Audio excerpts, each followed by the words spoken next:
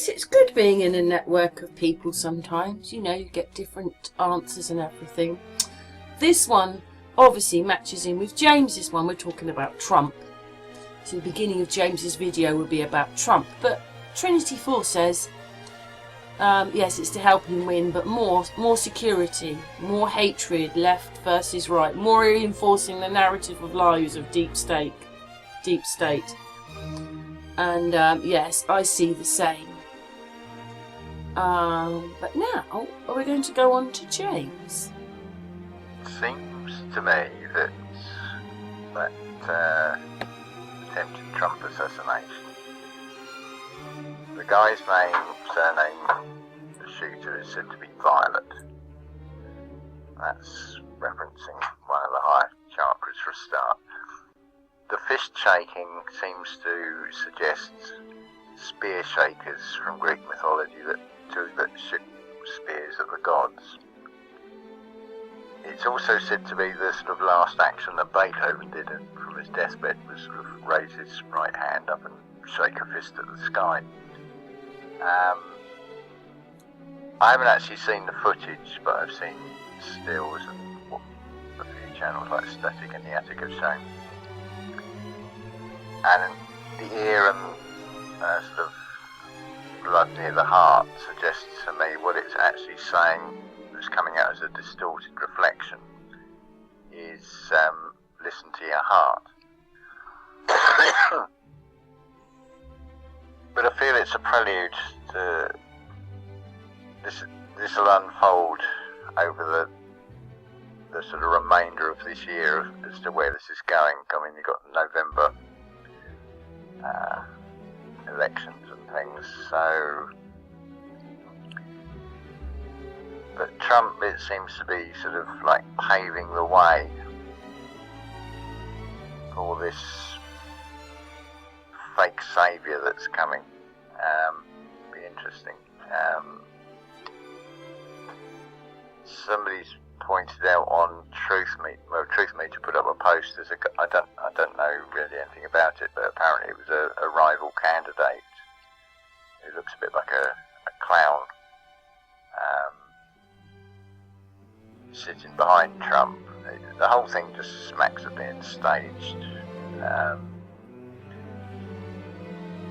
It's like the security and everything, but again, there's like coded messages about feeling insecure, all tied up in this when you start sort of looking at the deeper meanings of what is actually being displayed here and what am I supposed to take from it. But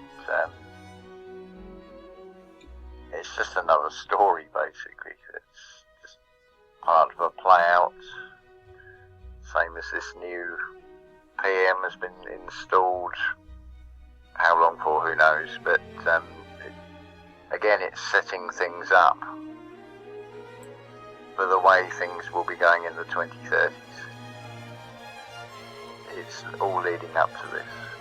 Strangely enough, I've sort of alluded to what you've just said, the voice message. It's the same scene as Genesis of the Daleks, where Tom Baker's got the two wires, and he could destroy the Daleks before they ever become even known about. But then he says, have I got the right? And then looks at the positives of it. It's like, look at the worlds that it's brought together as allies, which wouldn't have happened if it hadn't have been for the introduction of the Daleks. So you can sort of see YouTube, where everything actually about the system, no matter what angle you come to the sort of realisation, things don't add up here. And then you start looking a bit deeper and a bit deeper at different topics, and of course that same message always comes back. And so I feel the positives outweigh the negatives. It's a strange sort of almost invisible line of what you can say. And I was thinking earlier how easy it is to control people. I talk about the positive way of doing it on the video, but there's a negative way. So one channel was attacking another channel, one of the listeners or the subscribers is just a very low-level operative for an organisation. Well, unknowingly, say if that one channel was attacking another channel, and it's coming from a standpoint of just a personal grudge or jealousy, well, that's going to be encouraged by the system, so they get a donation, maybe just $5, but it's enough for a green light. Because think of it from a business model, look at the potential return you've got on that $5 donation. Because it's planting seeds of doubt in people's minds, it's keeping that divide and conquer going. And certainly the pattern, when you look at things like NASA, how it's always cited that were the ones that designed the rocket engines don't know what the electrical department is designing. And they're all believing that they're creating a rocket. They're just unknowingly going along with something. Their own enthusiasm and interest in something is sort of been streamed into a mechanism without them even knowing it. So they're not even bad people. But you've got this whole thing as well where people won't budge if they built an entire career, like a university professor, an archaeologist or something like that. If they built their entire career, got all these accolades and letters after their name, it means something to them. To their egos. Sorry about the coffee. So they're not going to... Basically, we come along and say, we're pulling the rug under your entire career, which has been built on a huge lie that you can't see. There's also that there may be a hint of they feel suddenly really inferior. They're completely kicked from one polarity of I'm a university professor, therefore, and I'm looked up to and respected, to I'm a complete fool, and I've been easily fooled. And all that's if they even see that, but that's after you get past the egoic armour of accolades and awards, trophies, you know, all these sort of things. So it's a funny thing, but what I feel is the pattern follows that things start in the unseen and then come into the physical. I feel that we can open up a door, the gap between each time frame, and draw things in. It could be how our self is throwing them in as well. It's in that sort of split second, this what I'm calling hyperspace, and various forms of meditation and immersing yourself in something so much. As long as you're going in with the intention of that, not just mindlessly absorbing a story on TV or no awareness whatsoever and thinking it's real. Because it takes a lot. It takes often the horrific, those that saw 9/11 and the shock and the horror. Once that has subsided, the initial shock of like, what am I seeing? That, not just mindlessly absorbing a story on TV or with no awareness whatsoever, thinking it's real. Because it takes a lot. It takes often the horrific, those that saw 9/11 and the shock and the horror. Once that has subsided, the initial shock of like, what am I seeing here? A certain number were jolted from that. So out of that sort of extreme negative actually came something very positive, which actually outweighs it. But it looks as though in part because if you can point to certain things and say that's controlled opposition, whether it's knowingly or unknowingly controlled, because if I was getting a £5 donation, that would be a hugely encouraging sign to, keep talking about what you're talking about. So I'd run with that. So I'd be a puppet unknowingly. But for that, all these things to be put in place, and having it's even said to be pure AI generated channels, and for that to be in place is a huge indicator that for that to be in place, there must be quite a significant number of people who are starting to tip the scales. And in this last video, I've shown how the immersion in something is no different really from doing the accepted idea of meditation, and still getting to the point of disconnect with the external, losing track of time. If you're so immersed in a book, for example, that you've taken yourself out temporarily from this world, and then you're getting back. If it's a book, it could be an experience that's being described, or it sparks something inside you, it inspires you in some way, or it can be to the level of seeing things in the mind's eye, things just popping into the mind. It's sort of opening up a channel. So it offers another avenue of getting into that sort of meditative state. It could be just doing something very repetitive where you can go on autopilot, like planting potatoes, and just switching off from most of the outside world. I've seen videos of people who are said to be able to float on water. I don't know how true it is, but that would be a pretty good way of doing it, because I was thinking, could you do it if you were jogging? And I think the physical efforts, and obviously you'd have to be aware of, if you're jogging on pavements, you'd have to be aware of roads and things. So I don't feel that's possible in a doing state, but certainly in a being state, and just laying flat on the surface of the water, as it were, would be a wonderful way to do it. But just sort of sitting in some sort of meditative state and getting into that state is the key. So it can be done, I would say, from a purely intellectual level, without even having what people would call spiritual gifts, psychic awareness, that type of thing. So it's an inroad, because it's more about what can you pull into this material realm, and if we can pull things through that are actually going to help us and protect us in some way, then I feel that's worth, like, gemming open that gap between those time frames even more, and effectively creating a sort of portal, as it were.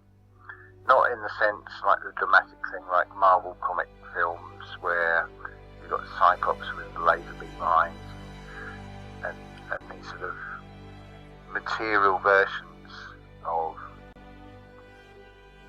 supernatural powers, shall we say. But I don't know, maybe it comes to a stage where the frequencies do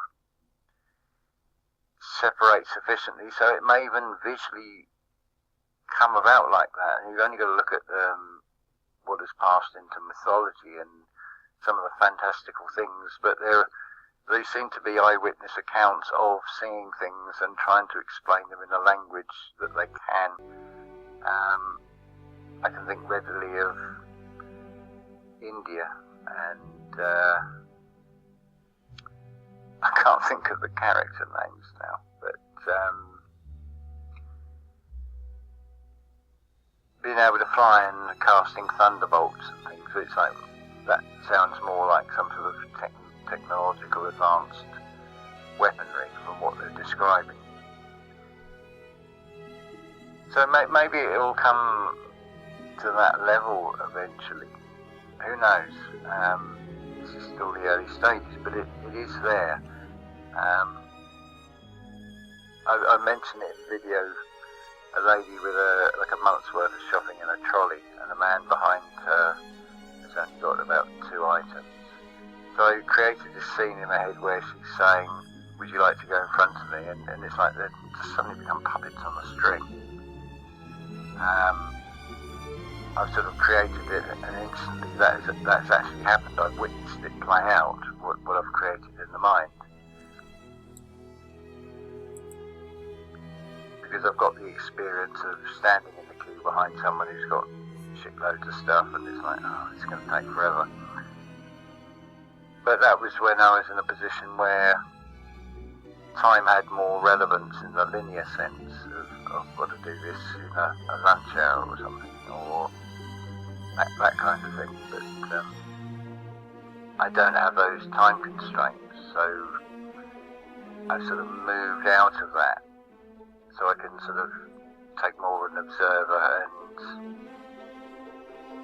playing a part of a watcher, shall we say, and also throwing in some sort of energetic influence into a scene that I'm seeing before me, and that's overwriting that scene. Imagine the potential of that, if that's true, and that can be sharpened and intensified.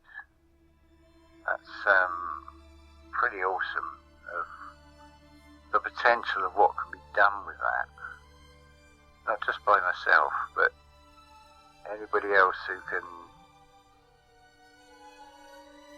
get themselves as so it's almost instantaneous to get yourself into a meditative state, so you can partially detach from this reality but still be in this reality. So you're consciously you're dreaming awake.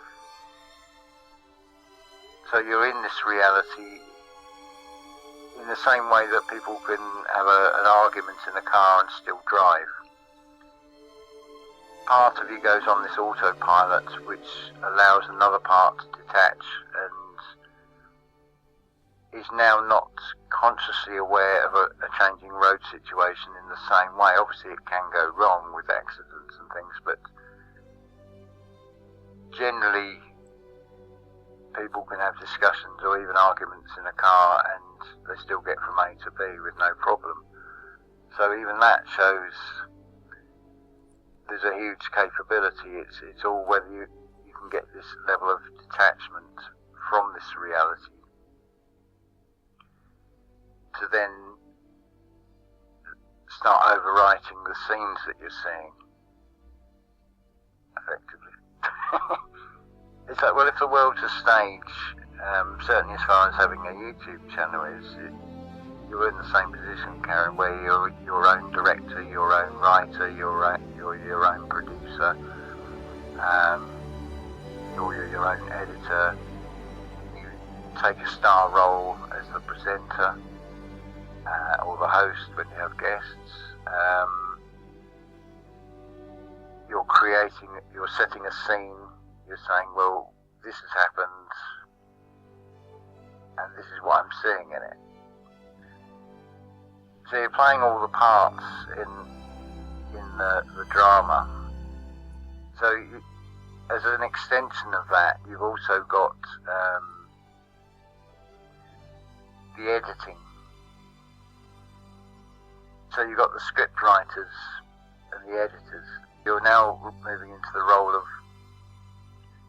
refining the finalised product of how it comes out in this reality and correcting things, and done like in that way. It's like I didn't do it for my benefit. I had no part to play in it apart from I've created this scene of let's see if we can get this gentleman to be able to go in front of this lady without interfering with their free will. And it was not like either of them were then going to turn around and say thank you for creating that thought, because they'd be totally unaware of it. But somehow there was an interaction and it followed that way, and that was quite a magical thing to see. And it's like, what else can we do with that? That's rather fun. It's almost stepping into a role of them being almost like the positive puppet master as opposed to the negative one, which obviously seems to have a lot more practice and a master at it.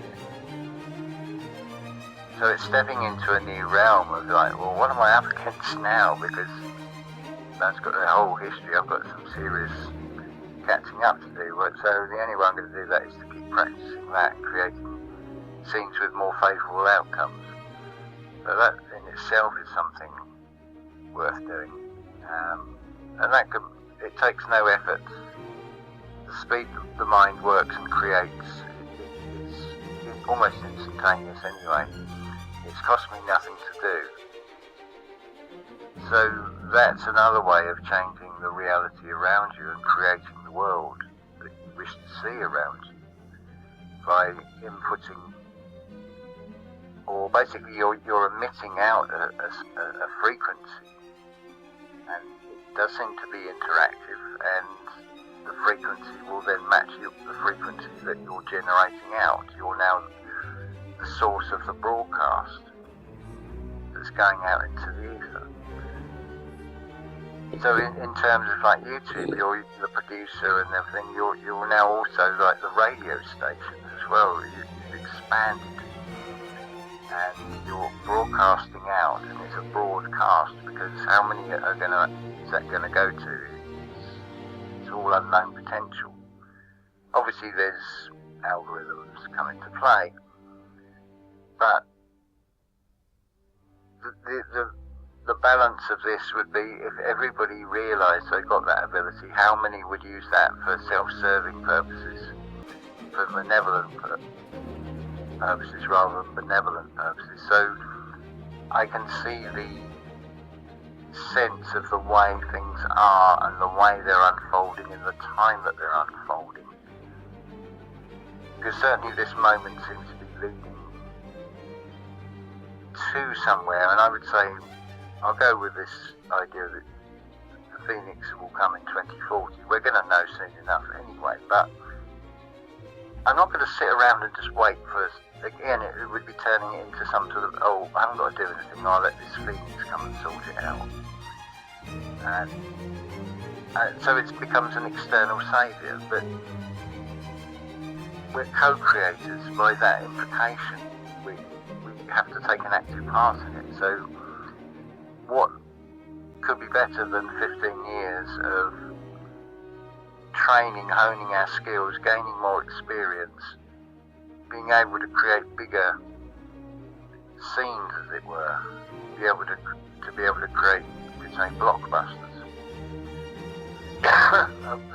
The potential for this is huge, and you are your own Hollywood as much as anything else. And think about Hollywood, there's no actual wand made out of Hollywood, but there's a metaphysical one that you use in your mind, as it were, in creating a scene.